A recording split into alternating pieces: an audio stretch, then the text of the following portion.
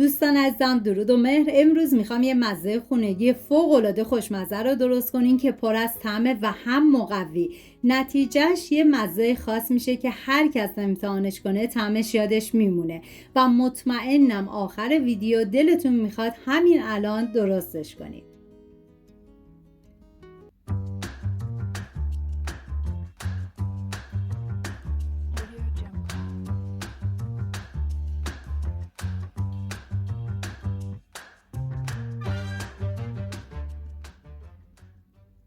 نیاز به 5 عدد بادمجون داریم که بادمجون رو هم میتونید کبابی کنید، هم میتونید بذارید داخل ایرفرایر با دمای 200 درجه به مدت 20 دقیقه. ولی به نظر من اگر کبابی بشه طعم این مزه رو فوق العاده خوشمزه تر میکنه.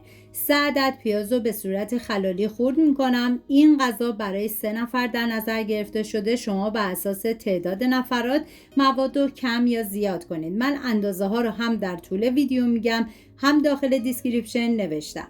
داخل تابه مقداری روغن میریزم. سعی کنید که برای این غذا از روغن زیادی استفاده نکنید. بعد از داغ شدن پیاز ریز شده رو بهش اضافه میکنم، هم میزنم و میذارم تا پیاز کمی طلایی بشه.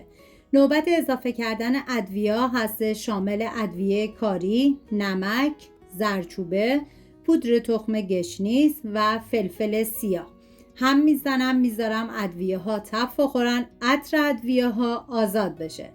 4 حبه سیر بزرگ رو با استفاده از دنده ریز رنده میکنم. سعی کنید که پودر سیر رو جایگزین سیر تازه نکنید، چون سیر تازه عطر و طعم این مزه رو فوق العاده خوشمزه تر میکنه.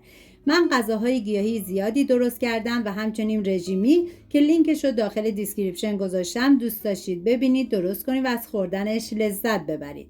بعد از اینکه ادویه ها تف خوردن، سیر رنده شده رو اضافه میکنم، هم میزنم و میذارم تا یه تف مختصر بخوره. بادمجون بعد از اینکه کبابی شد من به مدت 20 دقیقه گذاشتم داخل ظرف دردار. این کار باعث میشه که پوستش به راحتی جدا بشه و بعد باید بادمجون رو ساتوری کنید.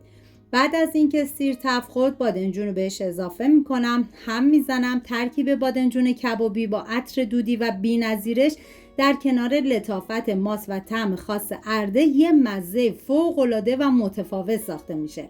غذایی ساده اما پر از عطر و طعم که هر قاشق شما رو بیشتر عاشق خودش میکنه. 3 قاشق غذاخوری ارده نیاز داریم، همراه با 5 قاشق غذاخوری ماست که شما از هر نوع ماستی که دوست داشتید میتونین استفاده کنید.